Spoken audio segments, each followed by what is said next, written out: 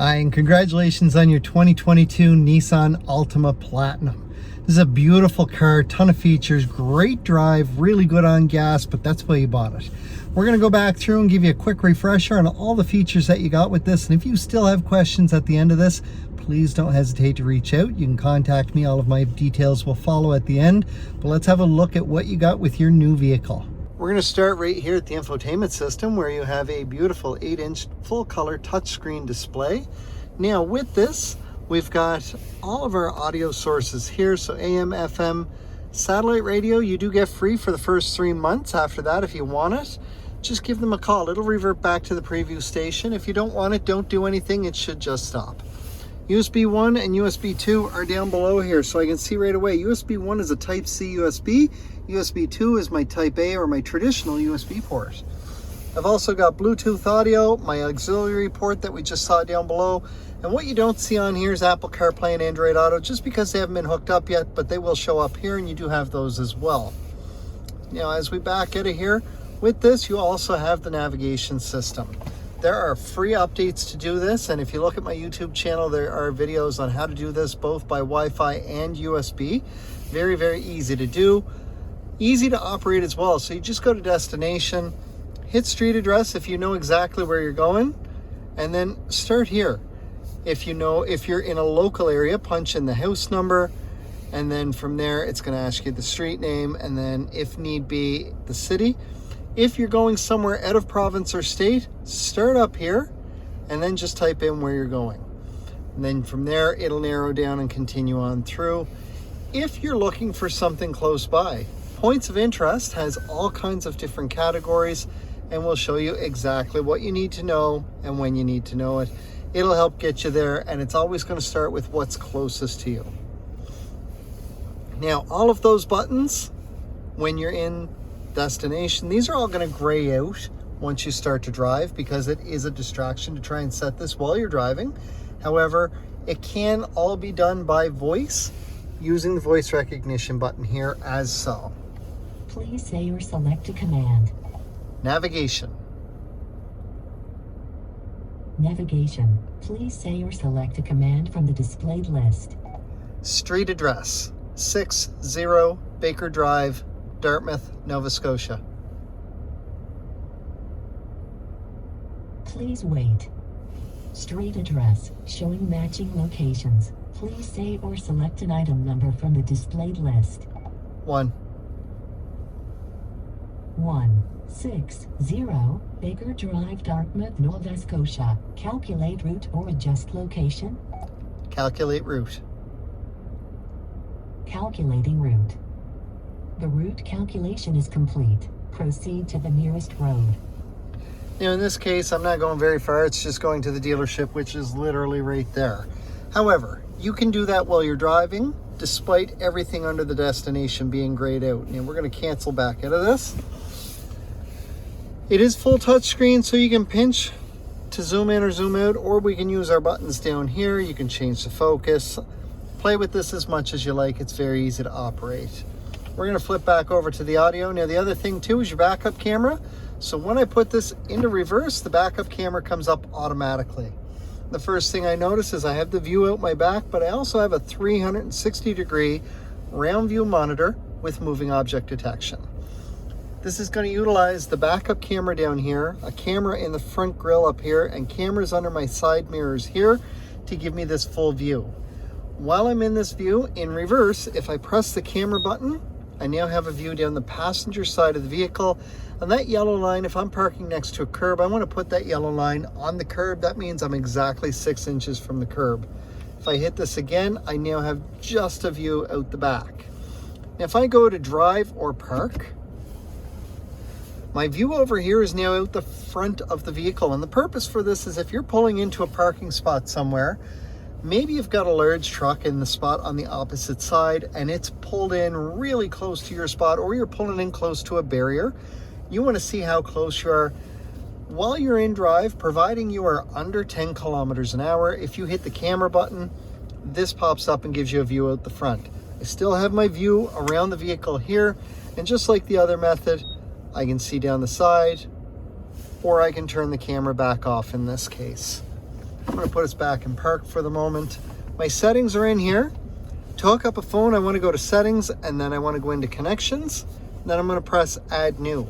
From there, I'm going to go into the settings in my phone, and I'm going to go into the Bluetooth settings. And then I'm looking for My Altima.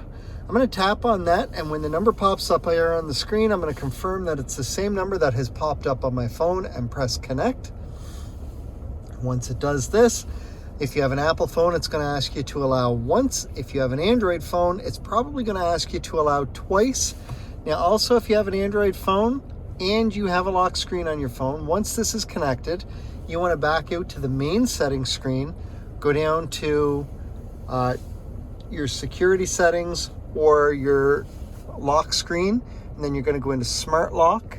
You're going to add a trusted device, and you're going to add My Altima. If you don't do this, you're not going to get very far before your screen locks on your phone and it disconnects your phone from the vehicle itself, or you may have some issues with reliability on it being connected. So make sure you do that just to make sure that everything stays really good. We're going to back out to the main settings screen. Now, because this vehicle has a navigation system, I don't need to worry about the clock, but if I was going to, I can go into clock, and then from there, everything is right here, easily accessible on the screen, and I can set the clock manually down here. Now, it does say Pacific time zone here, even though we're in Atlantic time zone. However, right now, everything's being done automatically. As of right now, all based off of the navigation system, time zones, and daylight savings time.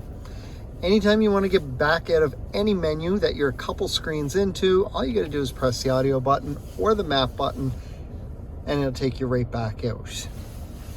Down below, we have our climate control. It is a dual climate control system. Right now, everything is set to the driver's side, and we can see that based on the sync. So if you have a passenger who wants a different temperature, all they got to do is change that dial. We can see each side is different. As soon as your passenger gets out and you're on your own, all you got to do is push sync and everything goes back to the driver's side. Now, what we typically recommend is find a temperature that you're comfortable with. Once you're there, press auto. And you see right away the fan just dialed up a little bit on its own, and it changed where my airflow is going to go. What it's doing is trying to get me up or down to that temperature as fast as possible. The closer we get to the temperature, it will make adjustments here and here as needed, and it's going to do just what it asks to maintain your temperature. If you want to manually set anything, you can set where your airflow is going to go using the front windshield or my mode button down here, which will go through a whole pile of options, or I can adjust the fan speed manually here. And when I do either one of those options, so we see it just turned off my auto function. Heated seats are here. There's high and low and off. I also have a heated steering wheel down here. Now down below here, I do have my electronic parking brake, which if I lift up, I can see lights up. I can also see up here, my parking brake is engaged. For me to disengage that, I'm gonna need to put my foot on the brake. Now, if I don't put my foot on the brake, as I push down on this button, it tells me to put my foot on the brake. So I'm going to press on the brake, and now I'm going to push down on this, and you can see the light turns out, my indicator's gone, and that's off. Auto hold is something that will show up on your screen up here. You do need to be buckled in, and you need to be in drive or reverse for this to work. While you're driving, there will be a white circle with the letter A, and it'll say hold underneath it. Now I'm going to put the seatbelt on here just so that I can show you right quick. And we're going to put this in drive, but because my brake is already on, it's already green. So what this means is now I can take my foot off of the brake while I'm in drive, and we're not going anywhere because my brakes are held on. The brake light is on as well. So I'm going to put my foot right here and touch the gas, and we'll see that turns white and I start to move. We're going to go back in reverse and get back in the spot where we were. Now I'm going to hold till it goes green. Now I'm going to shift into park, and that automatically engages my parking brake. Now, a question I've got a couple times now is about the gear shift. Very easy to operate: park, reverse, neutral, drive, low gear. there is a sport mode. So I'm going to come down to drive. And I can see drive up here, and I'm in drive here. But this little button on the back, I'm going to push this, and when I do, I see a little S down there. I'm now in sport mode. With sport mode, my RPMs are going to rev a little higher, but I've got a little more torque on the motor, so it's a little more responsive again. On my steering wheel, I've got a couple controls on the right side here. The first one that I'm going to look at is my Bluetooth hands-free and my voice recognition. So this button is going to answer a call and hang up. This one will allow me to make an outbound call, or as we saw, set my navigation system.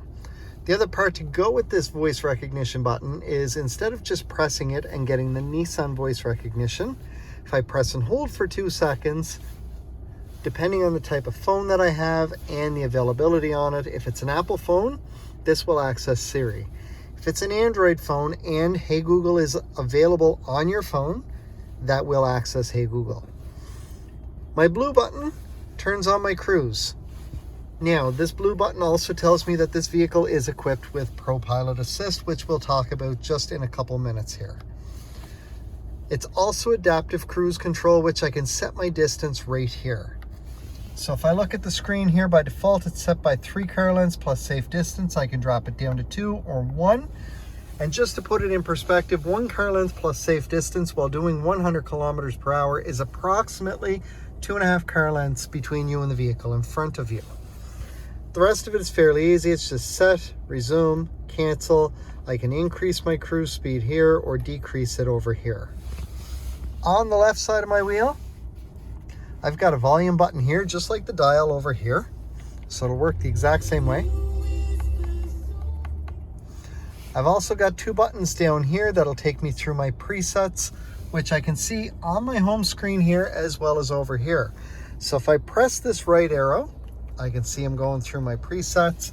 I can also see it down here, and if I press the left arrow, it starts taking me back the other way. My OK button with the arrows around it and the back button are for the screens up here. So this is the home screen that we're on. There is a lot of information here. Right away, I can see I've got a compass, a digital speedometer, and my radio info. Now I'm going to press the right arrow, and we're going to switch screens here. And this is my fuel economy. And in a moment, we're going to see why this is so high. Next screen over to the right. This is a neat screen. This is called traffic sign recognition. As you pass by a speed limit sign, it will actually post it here on this screen, or no matter what screen you're on, it'll post it up the top here so that you always know what the speed limit is where you're at. Just be careful if you get pulled over. There's no excuse to say I didn't know what the speed limit was, as it's right there on your dash. Now, because there are up and down arrows over here as well, it means that there are additional screens. So I'm going to press the down arrow, and it shows me my trip odometer. And this is why our fuel economy is running so high. This vehicle has only gone 39.4 kilometers in 4 hours and 12 minutes. So we're going to press the OK button to reset this. We're also going to go back a screen and do the same thing here to reset that. Now again, there's still arrows there, so we're going to go back down again. There is a tire pressure monitoring system equipped on your vehicle, and once you start to drive, all 4 tires will appear here with the exact pressure of each wheel. Even if you're not on this screen and you get a low tire pressure, no matter what screen you're on, it will pop up with a warning that says low tire pressure. It'll tell you which of the 4 tires is low and what the exact pressure on that tire is. From there, if you go somewhere that has an air pump, leave your vehicle running. Go out, grab the hose, go to the tire that it says needs air and start putting air in. And as soon as it gets to the correct pressure, your horn is going to beep once to tell you to stop. If for some reason you kept putting air in or went to the wrong tire, it's going to hit an upper limit. And that upper limit is going to make the horn beep 3 times in a row. Please stop putting air in your tire at that point. If this does happen, you can either do it to all 4 tires, or the recommended thing would be to start letting air back out of that tire. Once it gets back down to the proper pressure, again, the horn will beep to tell you to stop, and it'll only beep once. Back down puts us where we started again. Next screen over is for our navigation. And again, this is our compass here. When we set a destination and start to drive, this is going to change to be an arrow. going either up to the right or up to the left, whichever direction our next turn is, or straight ahead if that's our destination. It's also going to count down the distance until that destination or turn on this screen as well. Next screen over is just our radio info, but from this screen you have total control of everything to do with your audio, all with the push of your thumb while you're driving. So we've already talked about the volume button and the buttons to go through your presets or skip tracks if you're streaming anything from a phone or iPod. But if I press the OK button on this screen, I now have a list of all my audio sources, and if I'm connected through Bluetooth, Apple CarPlay, Android Auto, or simply have a USB thumb drive connected, those will become options on this screen as well. Next screen over is for the adaptive cruise that we have talked about already, but again, we see those up-down arrows. Now, this screen shows all of my safety features, and we're going to go over everything because Safety Shield 360 is standard on this vehicle. That means that you have automatic emergency braking with forward collision warning in the front, and forward collision warning is something you will experience at some point. You could be driving down the road and the car up ahead of you could be turning into a side street or a parking lot or a driveway. They might be doing about 10 around the turn. You're doing 50 kilometers an hour approaching them. The radar in behind your Nissan emblem in the front of your vehicle sees that you're approaching this vehicle really fast, and as a result it beeps at you inside the vehicle and flashes a warning up on the screen here. And the warning is either going to be yellow or red depending on how close you are. Once they finish rounding their turn, nothing else happens and you carry on as if it never happened. But the automatic emergency braking will be the next step. So if that vehicle, as it's rounding the turn, hit the brakes, or a car in front of you piled on the brakes while you're driving, again, it's going to beep at you. It'll flash the warning on the screen. The gas pedal will push back against your foot a little bit, but you don't feel it because your foot's lifting to go to the brake. If it does not get to the brake fast enough, your Altima is going to start to apply the brakes for you to avoid or minimize an oncoming collision. The moment your foot gets onto that brake, that entire system shuts down because you're in total control of the vehicle. Again, this system is only designed to avoid or minimize an oncoming collision. You have pedestrian detection as well, which works the exact same way using a camera up in the windshield behind your rear view mirror, and it's looking for a human figure moving. And again, works the exact same way, only it's going to happen even faster. And the reason being, the car in front of you that has hit the brakes still has some forward momentum, while the person who walked out in front of you does not, and hopefully we will avoid giving them any forward momentum. Our next screen to the right is our settings. Now in here, there's a couple things I do recommend checking out. Driver assistance is the first one, just to make sure all of your functionality is turned on,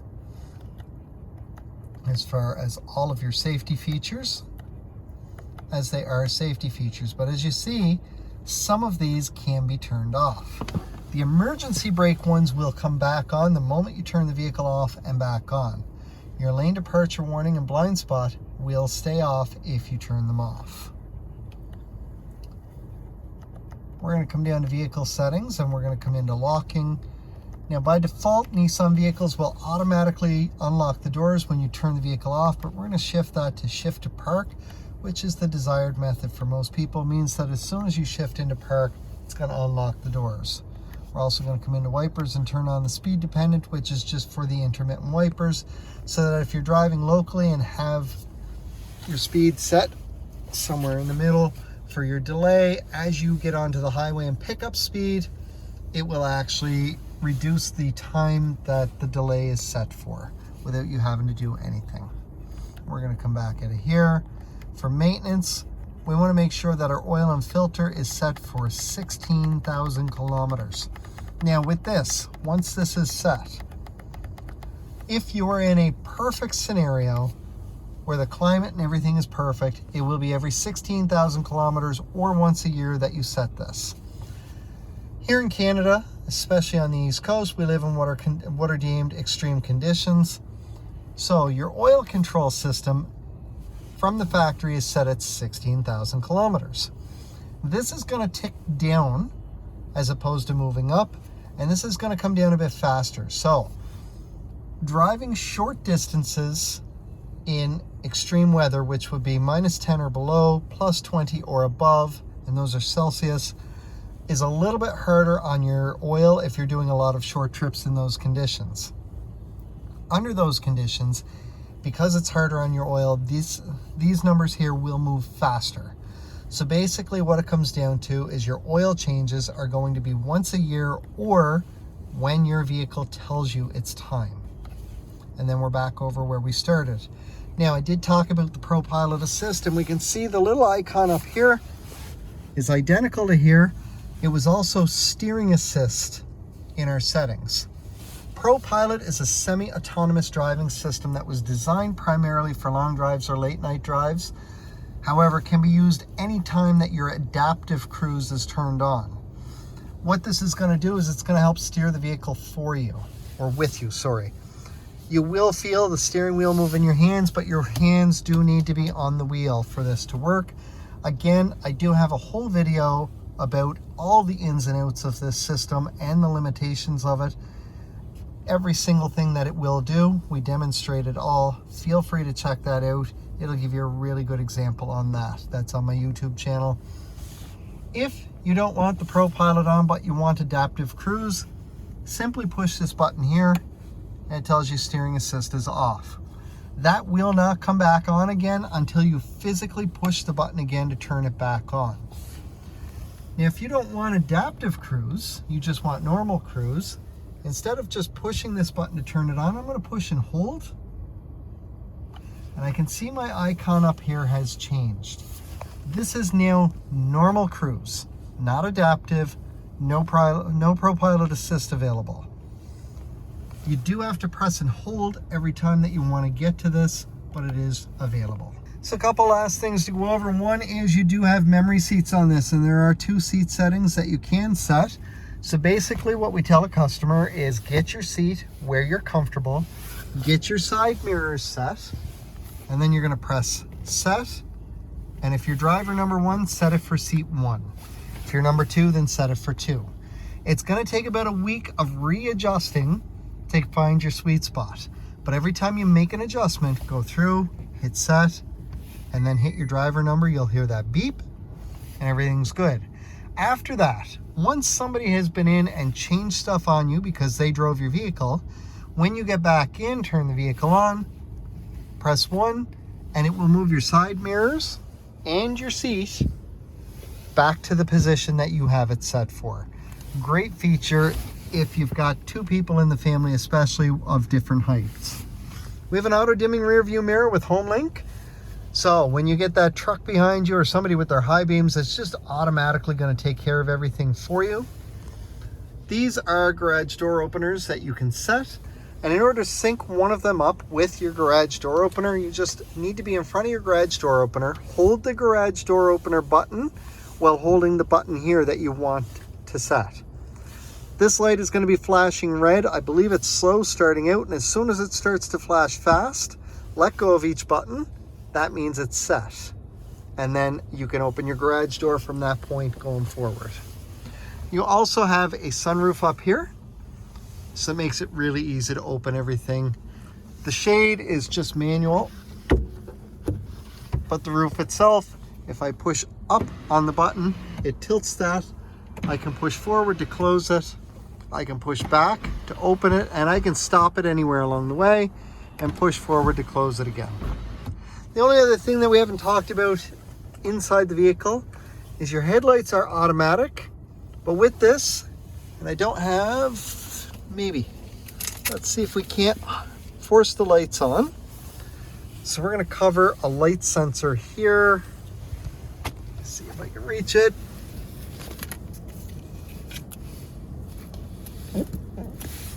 So I forced my lights on by covering off the sensor. Now I'm going to push my signal indicator to the high beam position, and I see a little green bullet with an A on it. That means that my high beams are now automatic. You do need to leave it in the auto position and pushed forward for them to be automatic, but now using the camera in the windshield while you're on the highway, it is looking for headlights and tail lights. If it sees either of them, it'll turn the high beams on off automatically. If it doesn't see anything, they'll come on automatically. You have blind spot indicators on the inside of the vehicle that work at 32 kilometers an hour or higher. They will light up or stay lit up, and stay lit up. A dull orange on the side where there is part of a vehicle in your blind spot. Now, if my driver's side is lit up as an example and I signal to go left, that's going to start to flash and it will beep at me inside the vehicle to tell me, have a look over my shoulder, there is something there. Lane departure warning works at 60 kilometers an hour or higher, and again uses the camera in the windshield to read the lines on either side of you, and if it does see anything, what it's going to do is it's going to vibrate your steering wheel if you start to drift out of your lane. It's just like hitting the rumble strips on the side of the highway, but if you signal beforehand indicating that yes, you are intentionally moving out of your lane, nothing happens because it knows that you were doing it. You've got rear cross traffic detection in the back of the vehicle for when you're backing out of a parking spot. If there's anything coming at you within approximately 2 car lengths from either side, inside the vehicle it'll beep, and whichever side that vehicle is approaching you from, the blind spot indicator on that side of the vehicle will be blinking to let you know you have something coming at you from that direction. Now also in the back, we have rear sonar and rear emergency braking. Rear sonar, when you get something behind you that gets within the green hash marks here on your backup camera, it will slowly start to beep at you inside the vehicle. And the closer you get back to it, the faster that beeping will get. Once you get where that object is down near the red hash marks here, you're going to be into almost a steady tone, and if you're still backing up at that point, it is going to fully apply the brakes for you to avoid contact with whatever's behind you, and it will do so approximately 1.5 feet away from whatever's behind you. It sounds horrible, but it works beautifully. And that's all your safety features. Now my key fob, because it's a fob, has a battery inside. Those batteries typically last 2 to 4 years.